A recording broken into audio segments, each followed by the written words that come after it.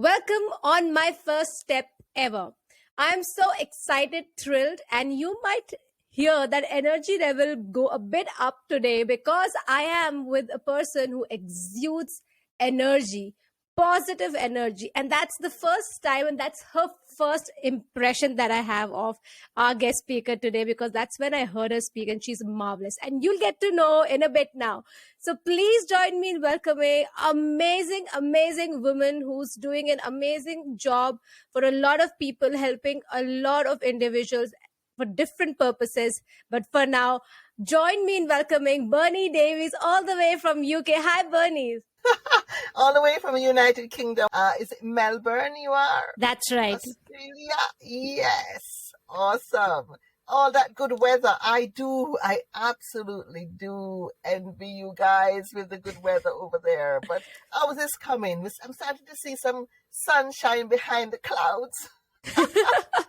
Well, sunny days are always welcome, even though we are now entering winter very soon. But we are lucky that we have some sunny days as well over here. Oh, awesome. Fantastic. Yeah. That's brilliant. I think before we move in, I would like to introduce you definitely to my speakers. A lot of people who are listening to us from UK, they might already know you. But for a lot of other youngsters who are here who would really like to learn a thing from you and your experiences, let me explain them that what is the buzz all about you over here. So Bernie Davies is a publisher, TEDx speaker, best-selling author, and entrepreneurship leader with an outstanding legal career in property. Wow, that is amazing. Who has now dedicated herself to helping businesses to increase visibility, grow their network, and thrive. But her experience is made up of a lot of ups, lows, downs that we're going to discuss today. And I think it's so relevant for a lot of youngsters because she had some really challenging times while growing up. So I think she's a very apt guest speaker for us. Moving forward, she is a multi-award winning inspirational speaker. So I'm so happy I have you over here. It's a complete honor for my first step ever. She has also spoken at United Nations, the House of Lords. Wow. Bernie supports the Welsh government, major banks and universities globally to motivate and inspire entrepreneurs. And that's just a very, very good and quick summary of all the highlights that we see. But yes, no more about me. But I think what's more important is to understand what goes behind all these achievements that she has and how she has made the character, the personality that you can see or you can hear right now. So Bernie, my first question is that you come from a very humble background and cut to the present day. You have made a fortune, not just financially, but, also with the goodwill that you have, the kind heart that you had, and the way you're helping other people out. So let's trace back to your childhood and please tell us, what was your mindset back then? How was your surrounding? It was interesting, my childhood, because first of all, I was fourth of 5 children.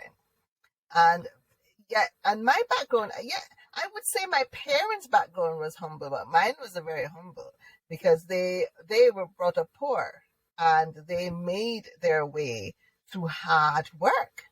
So my mother was a university professor. My father, even though he trained as a chemist, he actually made his money selling life insurance, and he made a lot of it. So I was very comfortable in terms of my surroundings. But if anybody knows about the Caribbean family, yes, you're born, that means you're going to do well. There is no if, but, or maybe. Yes. And then being fourth in the totem pole, I had a difficult time finding my way in that whole dynamic because everybody was so strong and still are opinionated, accomplished from very little thoughts. Achievement was a big thing. So I was very competitive. I discovered that the only time that I would get any kind of airplay was when they used to have every week, listen, young people, you should thank your parents. But for me, at 4, 5, as far as I can remember, might have been earlier, we had weekly multiplications, spelling, all sorts of competitions in the household. And I discovered that if I won, I would for a brief moment be center stage. No longer the little runt. I had attention. I felt good. So what that happened, that did to me is that made me value what I did above who I was. I placed then I went into wrong value systems. So I became one insecure, competitive, annoying teenager by the time I got to my teens. Nobody liked me because all I was about was the competition. Let me just touch upon the fact that you have just spelled it out that you were one annoying kid. That's so honest, because a lot of us are, and we just don't accept the fact at that point in time. And what's one of the most important things that you have spoken about is the value systems, and being very young, not having the right environment for us, or maybe not knowing, how important values are, or what are our own values. It's very difficult to, Exactly. it's very difficult to build a personality. And as you mentioned that you had a very competitive mindset back then, because you had some really strong people, in your strong personalities in your own family. So it becomes a thing, you have to at least match up to them. So Yes, yeah, it shapes you, does it, Ishani? It shapes you. absolutely. There's no getting away from it. The nurture, there's nature and there's nurture. It shapes you. But one of the things, as I said about I was annoying, when I got into my teens, it started to reflect on my relationships around me in school, and nobody liked me. And I used to go home to my mother and I used to complain. I used to say, nobody likes me. This one said this. She used to say to me, you need to know yourself. She said, you need to know yourself. She used to tell me in Latin, temet nase, because she was, one of the benefits of having an educated mother. I get told off in Latin. And, and I remember thinking that she failed me. I was thinking, like, seriously now? Are you serious? Did you miss Mother in 101? Like that section about the troubled teen phase, because I'm going through it and you're not there for me. Come on, you need to give me more than that. But I discovered, because my mother knew, and the single most important thing I could ever do in life, and the greatest treasure I would ever find, is myself. Because knowing myself, it would put me in a position of power in life and in business.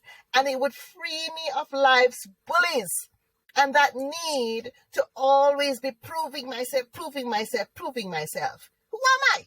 If I knew who I was, then I could stand in my own, truth, in owning who I was, warts and all, because we all have good and we all have bad. So Yeah.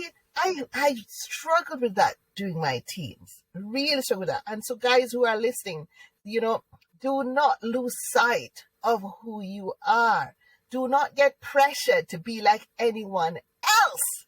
There's this old saying, it's overused, but it's relevant. I always say, I don't shy away from cliches, because a cliche is only a cliche because it's a good saying and people say it all the time. That's right. Yes? And this cliche that I think is of value is the one that says, only you can never be, and nobody else can be as good at being you than you. That's right. Yes? Yeah. Nobody can be you better than you. So you need to own, know, acknowledge, and value who you are. Those are such powerful words. And once you come to understand what Bernie is actually saying, you really start loving yourself, start loving your life, and you'll have the power of creating things for your own. So before we reach that, I'm sure, Bernie, you had a journey to, have that realization, and you have gone a lot of ups and downs.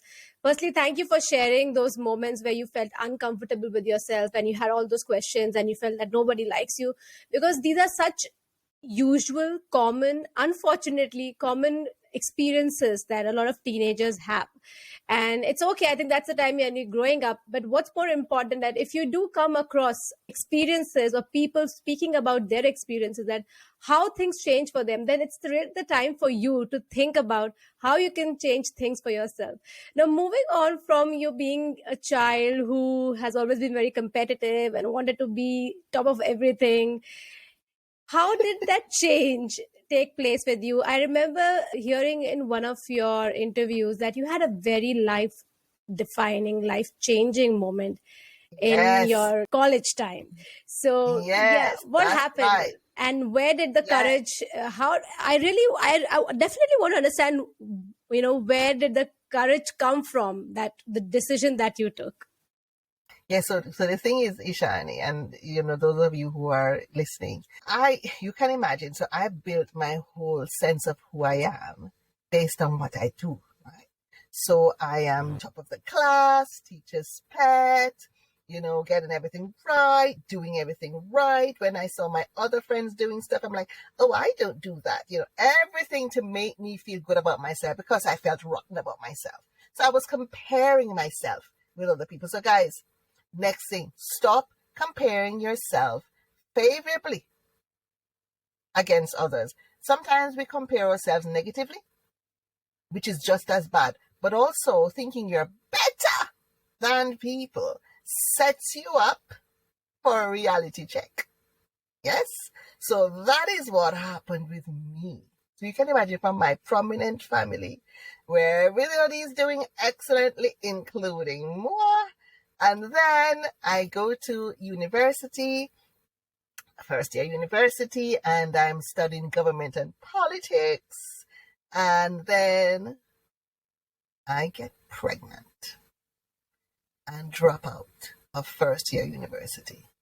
I just want that to sit with you for a minute. What do you think that did to this little girl who based everything about who she was on what she did? And then to find myself in a position where there are eyes of disapproval. In all my life, I lived on eyes of approval, words of praise, acclamation. Think about that for a minute. Yes? No, I had a choice. And this is what I say to people. Sometimes the thing that comes to harm you, seemingly, is a thing that actually shapes you. And in your moment when you find yourself at your lowest, be careful of the company you keep. Because sometimes the people who pretend, and sometimes they genuinely are for you, but they give you the wrong advice. They say, oh, there, you can't cope now. You're pregnant. How are you going to go back and face them? What are you going to do? Oh, you can't go back to university. You're going to have a baby. Oh my goodness, life's over now. What are your options? They're sorry for you, but they're giving you sorry advice. Yeah. Yes, but there's always one. And whenever you are at your moment, your university moment, for me, that was my moment, university moment, for whatever your first university moment is. When you reach that point, yes, there are very many voices. Choose the voice you listen to. So I listened to the voice of my father. And he said to me, listen, you're not the first girl who this has happened to, and you're not going to be the last. Pick yourself up. You can do it. And that's what I chose to listen to. Not the ones who thought, oh, there she goes. We always knew there was something about that girl. It goes, girls. Let's real talk. Yes. And I picked myself up and I went back, applied for law, and now the rest is history. However, this is another example and a lesson in that sometimes you're on the way to something and you seem to get something that takes you off the path. Something terrible happens and you think, oh my goodness. Sometimes that can be the thing that's positioning you. I also have a position for purpose. Yes, the 3 P's. Yes, you have the purging, which I got my purging. Yes, then the purging takes you to your position.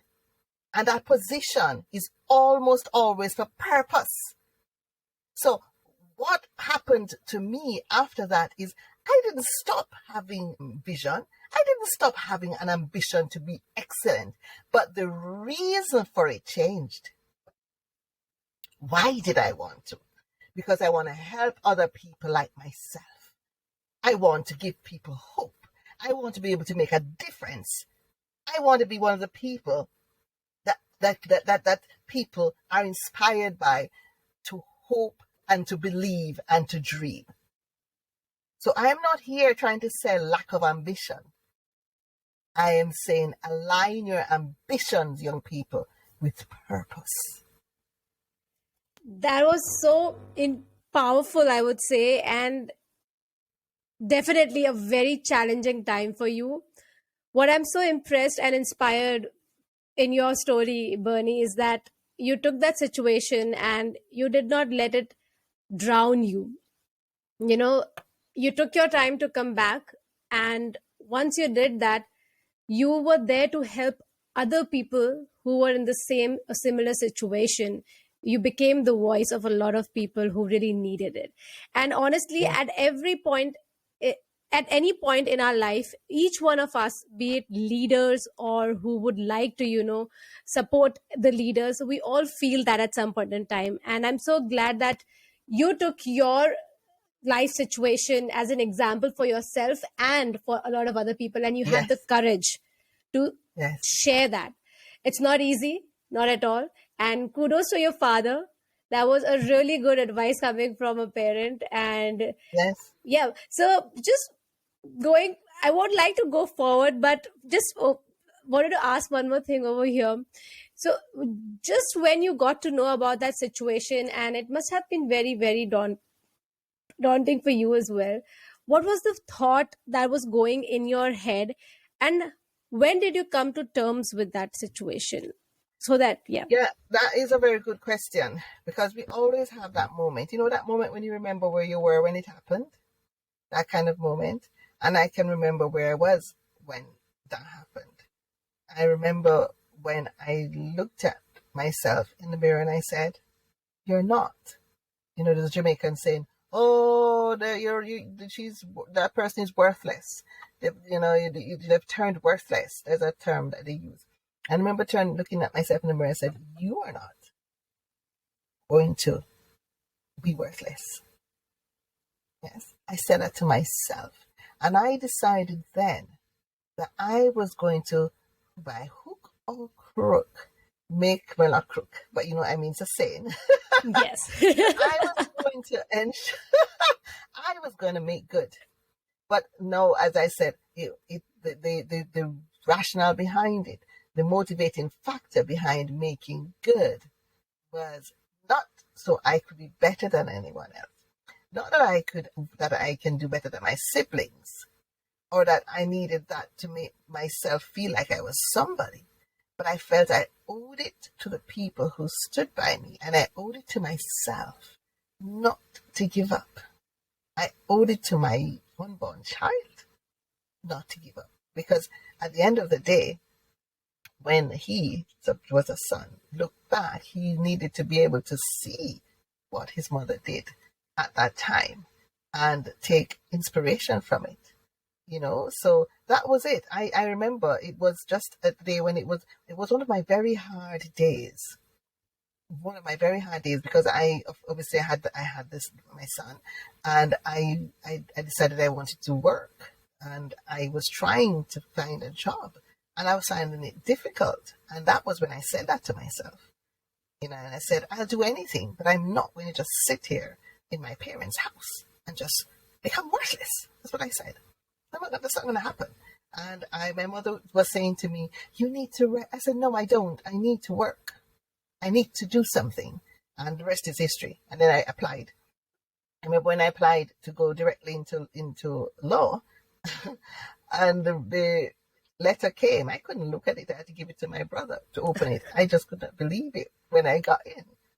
You know, after dropping out, that shouldn't have happened. You know, but when something good is when you decide to follow a noble path. It mightn't happen immediately, but you bet it's going to happen. Do not give up, because like I said, I say it all the time, and I'm glad, Ishani, that you actually asked me to talk a little bit more about it, because I say it all the time, and I think people think, oh, I said to myself, oh, I'm going to do well, and then before you know it, no, there was a lot in between. Yes. I had to stick to that decision when it didn't seem to be going the way of me being able to pick myself back up. I didn't get into law the next year. It was 2 years before I got into law. So that 2-year period was building, some kind of integrity in me, building strength, building character, being resilient, determination. All of those things were being built. I didn't just slap my finger. Oh, there I go. I'm in law. No. It's a journey. Yes. And we tend to not talk about the journey. We always talk about here and where we've ended. Absolutely. And that is why the whole reason behind I wanted to do my first step ever is what goes behind your first step ever. And that's the most challenging part of your life. And that might keep continuing even if you have taken your first step. And that is the whole essence.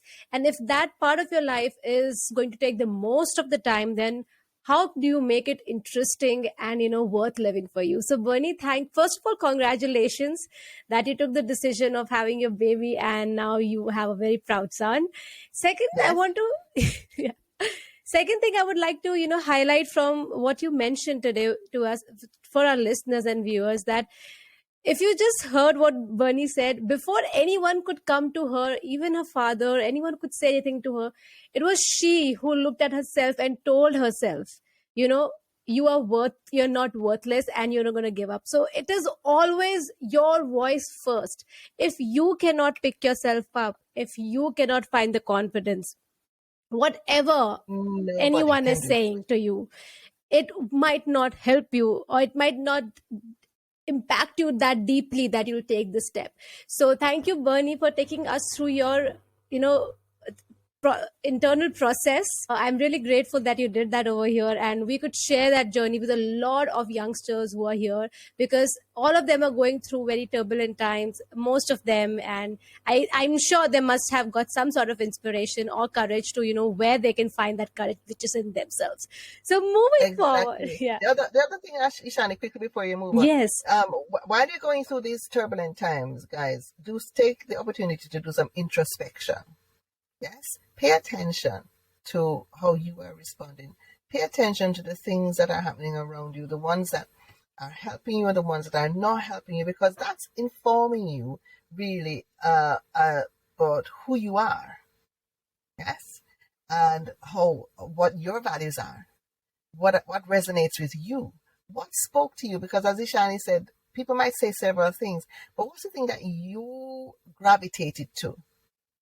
Yes. Who is a person that you looked up to as the person to guide you at this time? Then it gives you an indication then of who you are, because it's deep calling to deep. I always tell people, look at who you look at and you look up to. The celebrities, all these. Who do you look up to? Okay, so you look up to them.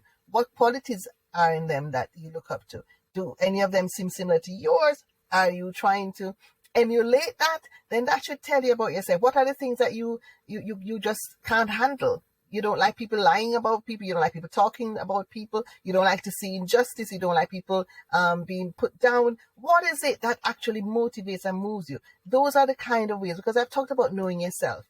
I can't go through that in just a half an hour thing, but pay attention. Just you young people have seen that says stay woke. Stay woke. Keep your eyes open, to what's going on. It's telling you who you are by how you're responding to it. Yeah. I like that. Stay woke. I'm going to make that the title. Stay woke with Bernie. My daughter would cringe. She'd be like, "Oh, Mom," whenever I try to use these phrases, she'd be like, "Oh, please, Mom." So on this happy note, we move on to one of the most interesting phases of her life, where Bernie started, making things happen for her one after the other, of course with her hard work. And that's what we're going to learn over here. I'm going to ask her one question, which is, I think I really wanted to make that a theme of this particular episode, is how do you stand out in a foreign land where you are completely new? How do you make it over there? Or what is the difference between standing out versus fitting in for her, especially for Bernie? And how did she stand out? But before that, I want to know, your passion took you to a new country, which is the United Kingdoms. So how did you make sure you stood out rather than fit in, if that is what you believed in then? Right. Well, the thing is, a lot of us, okay, I find that from people like myself and you have the advantage just of birth because we're different. Yes. So it's not difficult to stand out. But I find that a lot of us do is try to fit in and try to speak with the accent of the country we're in, try to, adopt their culture and their attitudes and so on. And then we just morph into nothingness. No, I am so grateful that I learned the lesson of who I was before I moved to the United Kingdom. So quite accidentally, I just started to be the person that stood out. I didn't say, I've come to the United Kingdom and I'm going to stand out. Yeah. No, I just came because I'd learned to be unrepentantly me. When I moved here, I just was me. I never tried. I thought to myself, I'm living here. I am Jamaican. I don't want to lose my accent. So I'd purposely hold on to my accent. Yes. Not that I could change it if I tried. I think I'd have sounded really silly because I'm not really good with accents. So I was just using my accent. That helped me to stand out when I was head of property at my law firm, and I would go on the phone and I would talk to somebody. Oh, is that an accent I hear? Yes. Is that a Jamaican accent? Yes. Oh, my daughter got married in Jamaica. Oh, I just got back from Jamaica. And before you know it, automatic, one of the great things to do if you want people to do business with you is to establish rapport. So immediately that gave me the rapport establishment straight away. Yes. Another thing about that it's me is that I'm always laughing. You talk about my energy. And I tell you, I always tell people, if you see me for 10 minutes, and in that 10-minute period, I haven't started smiling or laughing, call the ambulance, I am dying. Because I can't, I can't help it. It's who I am. Love that. It's just who I am. I am just a happy, and I love people. That's naturally who I am. So I am really, I guess I'm a stereotypical Caribbean person. They say Caribbean people laugh. Well, I am stereotypical Caribbean. So, and so when I started to move around in the marketplace, they just loved me, and all the doors are opening for me. I mean, the media. I mean, I got invited to speak within 6 months of me. Wow. Heading up that department. I was asked to speak at the National Convention in Congress about property and how you build your department by relationships. Of course, I spoke at the UN. That was another one of the offshoots of knowing who I was and using what I call your U-print, because we all have one of those. We leave that behind everywhere we go, whether by default or on purpose, because we all have the same way we have our unique fingerprint and footprint. We have our unique imprint. Right? And I discovered that, and when I discovered that, I thought, hang on a minute. If I'm doing this by accident, I need to intentionally be that person that I am every time I show up, because that's my U-print. That's people call it your brand. That's exactly who I am. And it has to be authentic, not created. So you can do it all the time. But even your authentic self sometimes doesn't want to show up. And that's where, guys, we have to then have those conversations with ourselves. Because I don't get up every morning feeling, I'm going to... No. Sometimes I get up and I don't feel right. But I say to myself, not today. You've got to go out there, and people are depending on you to inspire them. So you don't have time for a pity party. You don't have time to feel sorry for yourself. And so I talk to myself. I talk myself out of it. Most of the times I will go online and I'm giving these inspirational talks and giving inspirational quotes. It's because I am actually cheering myself up. Yeah. Absolutely. I think that's So needed. back to what I said. So with all of that said, because of who I was, I just was who I am. And that just because of that, people just were drawn to me because people really like difference. They pretend they don't, but people really are drawn. Tell me one celebrity out there who is not unique. I think most of them are. All unique. It's either they have an extremely unique gift or talent, or they're unique in how they deliver their average talent. Yeah. Some of the great ones have average talent, but ooze uniqueness, ooze something great and different that draws people to them.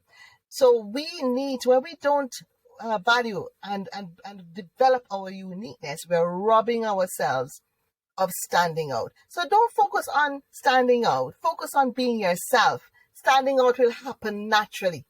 It will just happen. Yes? And people know when people are pretending. Yes? So don't pretend to be anybody else. Yes? And the other Yeah. thing as well, as important as it is for you to stand out and to be yourself, it's just as important to value the differences in others. So pay attention to people. Listen to how they want to be treated, how they want to be spoken to. Not everybody wants you to go up and start giving them a big fat hug like I do to everybody. I think they take my hugs because I think she's just some crazy Jamaican woman. But everybody wants this big hug, and some people just want, a smile. Yeah. So value other people as well. I can't teach you all everything about how to be, but I can certainly, if I could give you one thing, is start paying attention to you.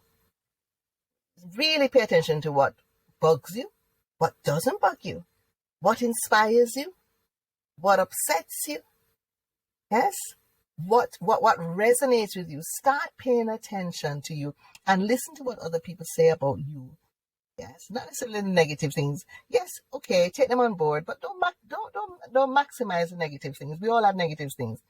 Focus on the great things. Create your brand around that. Show up like that every time. That's all you need. This was one amazing chat. I think what we are celebrating today is celebrating being yourself, being you. And this just shows entirely in your thought process and where you're coming from and how you have consciously built yourself and your thought process. And I really like the fact when you mentioned that I keep talking to myself, which is so important, because once you build a connection with yourself, and if you stop that chatter with yourself, you feel like, oh, you've missed something. And that is very required. Very interesting thing that you mentioned. It's not about standing out, it's about being yourself, and people will notice you that way. So I think a lot of youngsters, a lot of people who are now across the globe, because it's more easier to be overseas and build your career as per your choice. This is one of the very difficult aspect, how to be yourself and still gel well in the community that you are. I think Bernie has just told us the right formula. Be yourself, but be also considerate about what other people are comfortable with. So, but never lose yourself. So, Bernie, thank you so much for being on my first step ever. I think the next My question. pleasure. Yes, next question that I wanted to ask you, you've already summed that so beautifully, that what youngsters should be looking at and what they should not be looking at, and how they should be going forward in their life. And that the main thing is celebrating yourself, being yourself, and realizing that you are the most important thing in your life. And once you know your purpose, whatever it is, difficult time or an easy time, you will definitely surpass that. So Bernie, before you leave, I always request my guest speakers to leave our listeners with a book that they would like to recommend them and their favorite quote. The book I'd like to recommend is my book. Yes, I would love Your to read Business, it. Your Way, because it does actually break down a lot more of what I've shared today. And I know it seems like a plug, but it's not really. It really, if you really are drawn to what I said today, then you need to get my book, where there's a lot more detail Yes, your business your way on Amazon. Okay, and for me, the one that has always resonated with me, and I don't think it will ever be out of season, and it is from Julius Caesar. There is a tide in the affairs of men, which taken at the flood leads unto fortune. On such a full sea we are now afloat, and we must take the current when it serves, or lose our ventures. So now is the time, guys. There's no more important time than this for us to ride the wave of change in this post-pandemic economy. Young people, now is the time. Get on that wave, ride the heck out of it, and find who you are. Thank you, Bernie, for being on my first step ever. Those were some really, really golden words, I would say, to live or lead your life by. And as soon as you're able to, come across such important aspects of how one should lead their life, I think you're very lucky that you're able to understand or maybe hear this at this point in time of your life. So, and if you want to know a little bit more about Bernie, which I think you would really want to, then I'm going to leave a link on my Instagram channel, my first step ever _IN, to get to know a little more about what Bernie is doing. And she has some amazing posts on LinkedIn. I love reading her posts. She's one authentic and fearless person that is over there, and I like her uniqueness. Love it. So thank you, and we will see you with next episode with another amazing guest speaker.